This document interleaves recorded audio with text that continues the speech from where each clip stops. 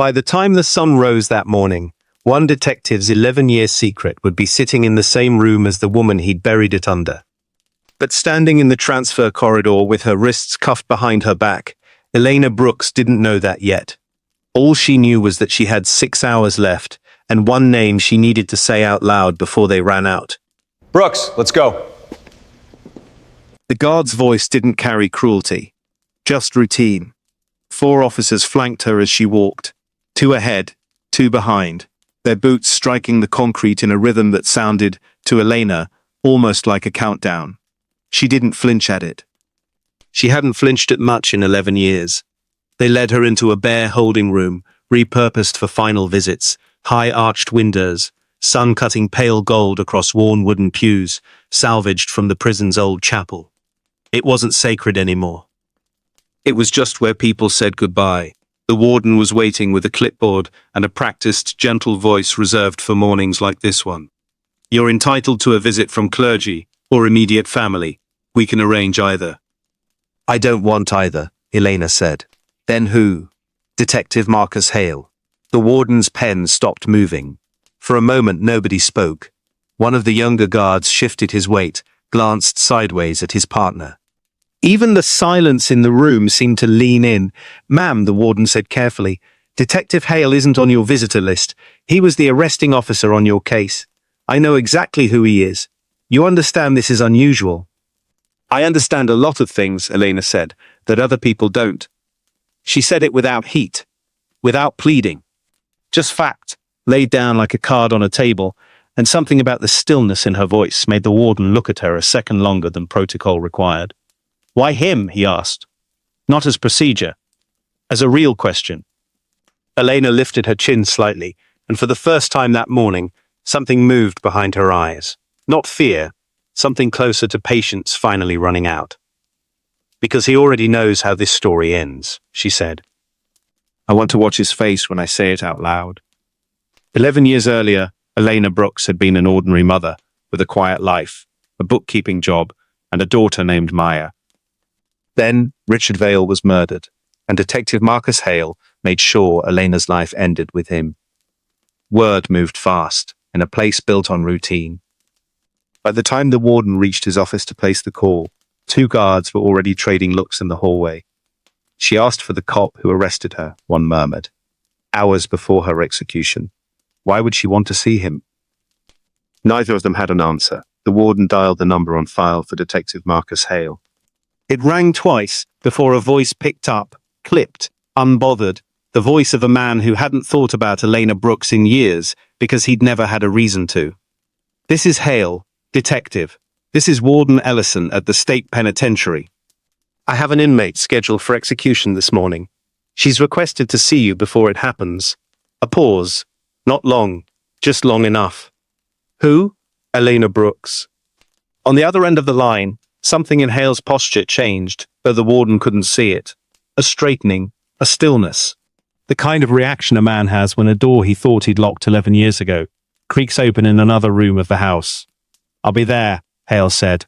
He hung up before the warden could say anything else. I'm back in the holding room, cuffed hands resting in her lap. Elena Brooks sat beneath the arched window and watched the light climb slowly up the wall, counting down the hours in gold instead of numbers, waiting for the one man who had built his entire case on a single assumption, that she was the only person who knew the truth. He was wrong. He just didn't know it yet. If you want to know what happens when Detective Hale walks through that door, hit subscribe now, because what Eleanor says next changes everything.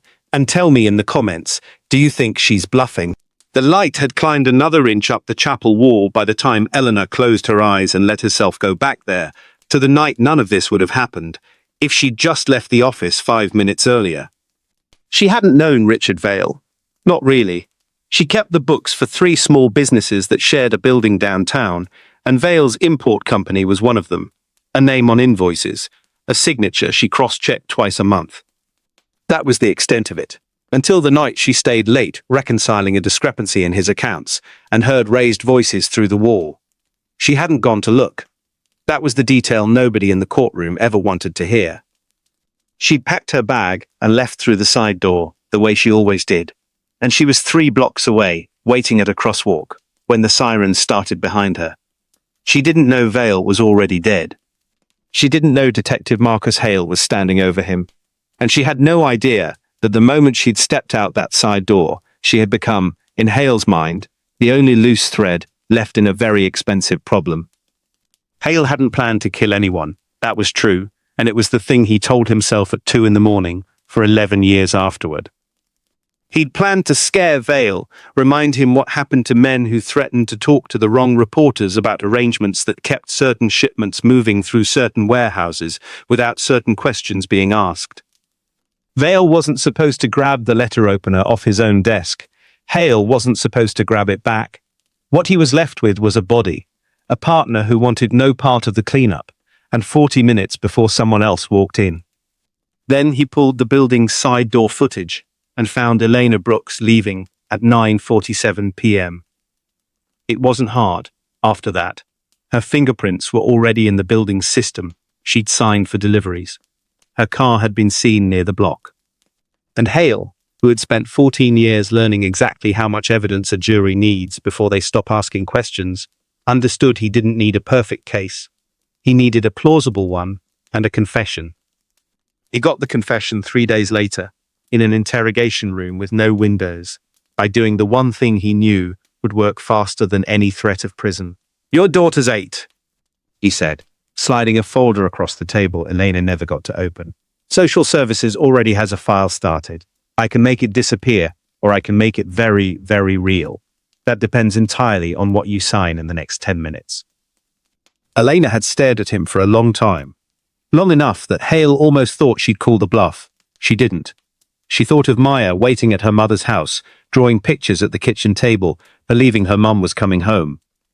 And Elena Brooks, who had never lied to a police officer in her life, picked up the pen and signed a confession to a murder she didn't commit, because she believed, in that moment, that her daughter's safety was worth more than her own freedom.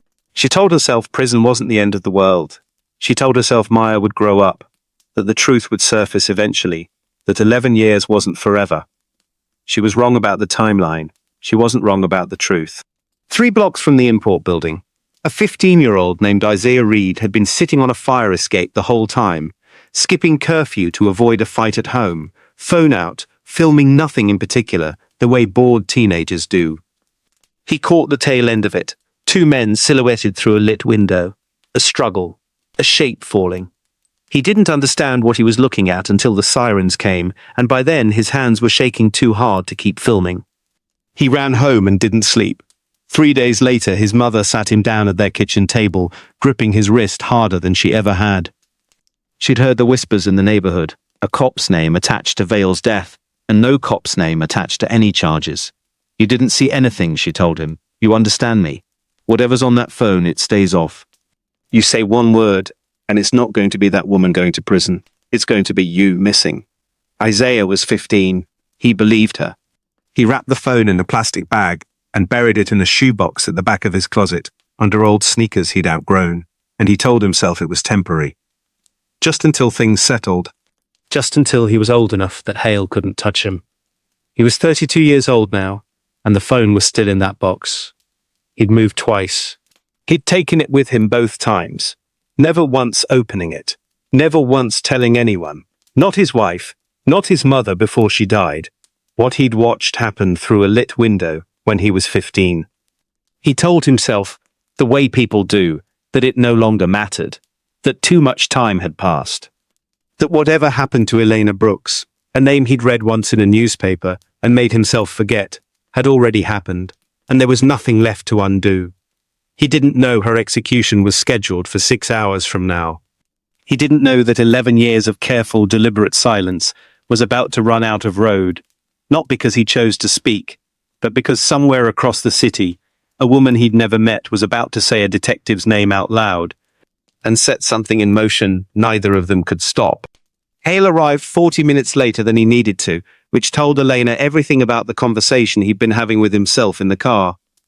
He walked in wearing the same unreadable expression he'd worn in the interrogation room 11 years ago, the one built for people who needed to believe he was in control of the room before he said a word. A guard positioned a chair across the table from Elena and stepped back to the doorway. The camera in the corner blinked its small red light, recording, the way it recorded every visitation in that room. Elena noticed him clock it.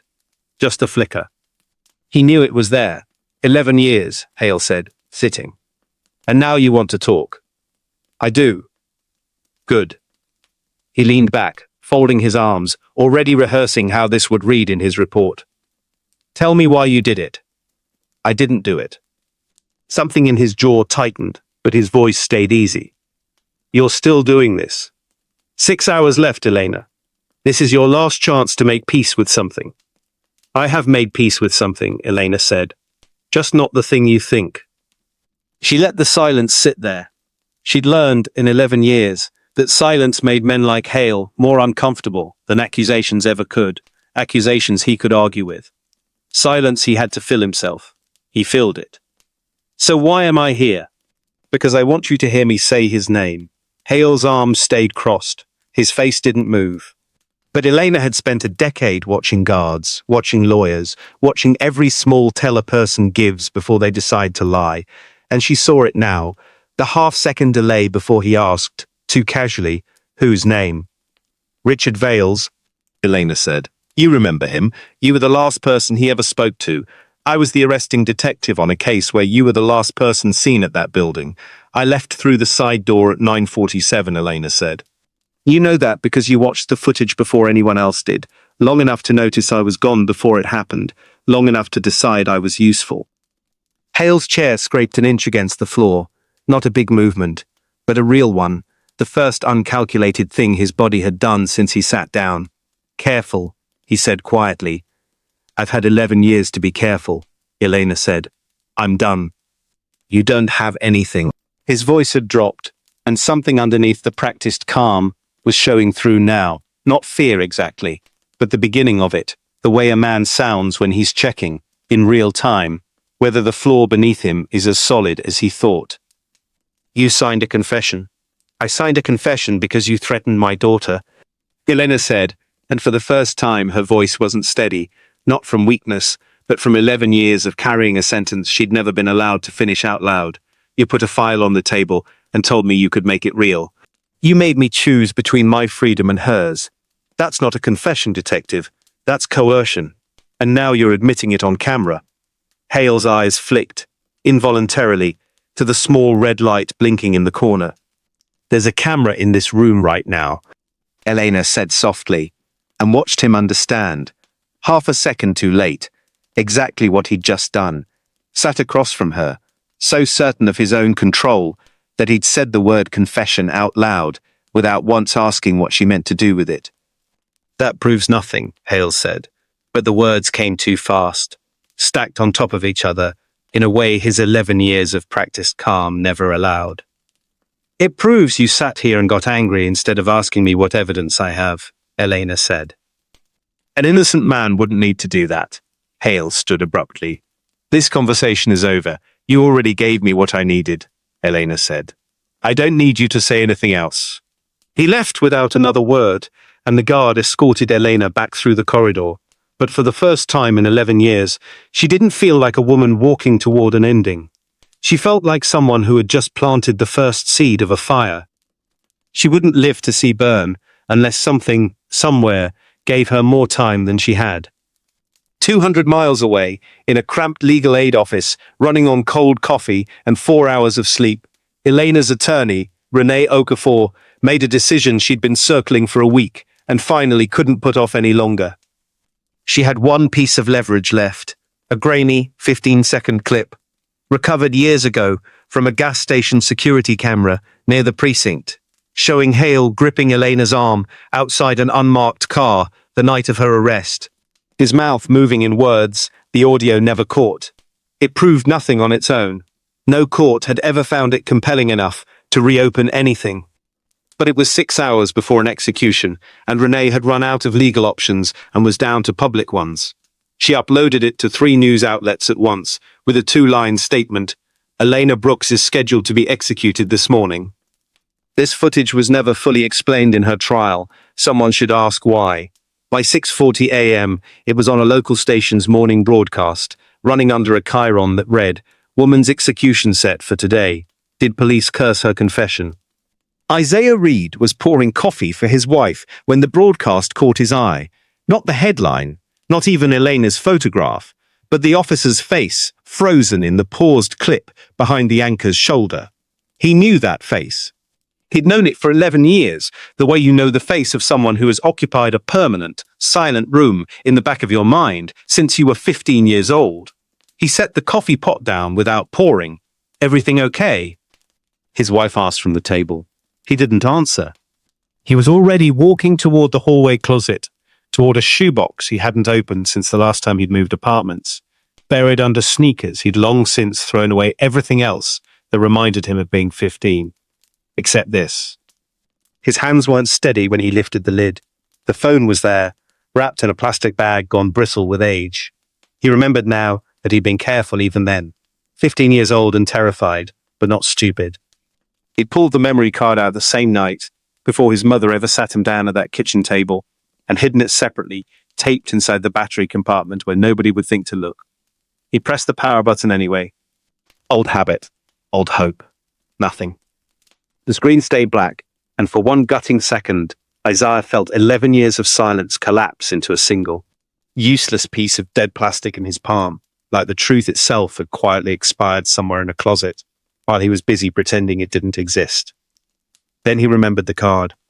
He pried the back panel off with a butter knife, hands shaking too hard to be careful anymore. The tiny memory card slid out into his palm, scratched but intact. He didn't have anything to read it with, not anymore, not a device from over a decade ago. But he had a laptop, and a card reader adapter buried somewhere in a drawer of cables he'd never bothered to throw out. The kind of clutter that suddenly, this morning, felt like it had been waiting 11 years for exactly this purpose. His wife appeared in the doorway. "Isaiah, what is going on?" He looked up at her, and for the first time in their marriage, he told her the truth about the night he was 15 years old and watched a man die through a lit window. The truth he'd carried alone for so long, it had started to feel like it belonged to someone else. "I need to find out if this still works," he said, "and then I need to call a lawyer. Now. Before 8 o'clock. His wife didn't ask why 8 o'clock mattered. She just grabbed her keys. The emergency hearing was scheduled for 11 o'clock, 5 hours after a judge's voice on a speakerphone had stopped a clock nobody thought could be stopped. Elena sat beside Renee at a table that felt too small for the weight of what was about to happen on top of it. Across the aisle, Hale sat beside a union representative who kept checking his phone, the way people do when they've started preparing for a version of events that hasn't happened yet, and are hoping it never will. Hale hadn't looked at Elena once since walking in. He'd looked, instead, at Isaiah Reed, sitting 2 rows back, hands folded. A man Hale had never seen before in his life, and yet understood, immediately, with the particular dread of someone finally meeting the mistake he didn't know he'd made. "Mr. Reed," the judge said, "you were present the night Richard Vale died." "I was," Isaiah said. "And you recorded what you witnessed." "Yes, Your Honor. I was 15. I was afraid to come forward. I'm not afraid anymore." The judge nodded once, and the recording began to play. The courtroom watched 14 minutes compress 11 years into something undeniable. 2 men in a lit window. A struggle that would leave one dead and the other haunted by what he'd done for 11 years. Hale's face turning toward the street, caught clean by a street light he hadn't known was there. And near the end, faint but unmistakable once the audio was cleaned and amplified, his own voice. Nobody saw this. Nobody ever will. The room didn't gasp. It went quieter than that, the particular silence of people recalculating everything they'd assumed was settled. "She admitted it," Hale said suddenly, before his representative could stop him. "Elena Brooks confessed. That's on record." "Detective," the judge said, "we're aware of the confession. Miss Okafor, you have something to submit regarding the circumstances under which it was obtained." Renee stood and played the second recording, the visitation room, 11 hours old, Hale's own voice leaning across a table. "I can make it disappear, or I can make it very, very real." His voice, unmistakably his, threatening an 8-year-old girl's safety to extract a signature. Hale's representative put a hand on his arm. Hale shook it off. "That's not what that was," he said, louder now. You're taking that out of context. There is no context, the judge said, that makes those words acceptable from an officer of the law. Hale's downfall did not arrive as a single blow. It arrived the way water finds every crack in a foundation that had looked solid for 11 years, only because no one had pushed on it. The prosecutor requested a recess to review the footage against the original case file. The recess became an hour. The hour became an afternoon, during which one more name surfaced, the partner who'd walked away that night rather than help Hale conceal the scene, now willing to testify about what he'd seen in exchange for immunity from prosecution. Every attempt Hale made to explain himself only widened the case against him. He'd built 11 years of certainty on a single assumption, that Elena was the only person who knew what happened that night. He had never accounted for a frightened teenager on a fire escape. He had never imagined that silence, once broken, would not stop at just enough truth to save one woman, but would keep unraveling until it reached him entirely. By the time the judge returned to the bench, the question was no longer whether Elena would go free. It was how quickly. This court finds the conviction of Elena Brooks irreparably compromised by newly discovered evidence, the judge said, and orders her immediate release pending a full retrial. Hale said nothing. There was nothing left to say that 11 years of choices hadn't already said for him. He didn't leave the courtroom that afternoon as a detective. Before he reached the parking lot, 2 investigators from the district attorney's office stopped him and asked him to surrender his badge. By sunset, Marcus Hale was under arrest. Eleanor didn't run toward anyone when they removed her restraints for the last time. She walked, the same unhurried pace she'd carried through every hallway of this ordeal, until she stood close enough to Hale that he finally had to look at her. "You spent 11 years making sure nobody heard me," she said quietly. "You forgot everyone else." She didn't wait for a response. She turned toward the courtroom doors, where a 19-year-old woman was standing, having driven through the night the moment Renee called Maya, no longer 8, no longer waiting at a kitchen table for a mother who wasn't coming home. Elena crossed the room and put her arms around her daughter, and neither of them said anything for a long time, because some things don't need to be said out loud to be understood. Isaiah watched from a distance, and for the first time in 17 years, the weight he'd carried since he was 15 years old felt like something he'd finally set down in the right place. In the months that followed, the department opened a review of Hale's cases dating back a decade. 2 other convictions were flagged for re-examination. Elena didn't give many interviews. When she did, she never once used the word revenge. She talked about her daughter, she talked about a stranger with a phone who was brave enough eventually to stop being afraid.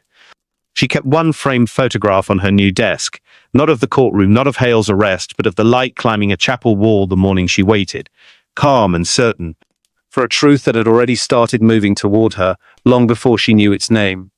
Elena would later understand that the morning she asked for Marcus Hale was never really about revenge.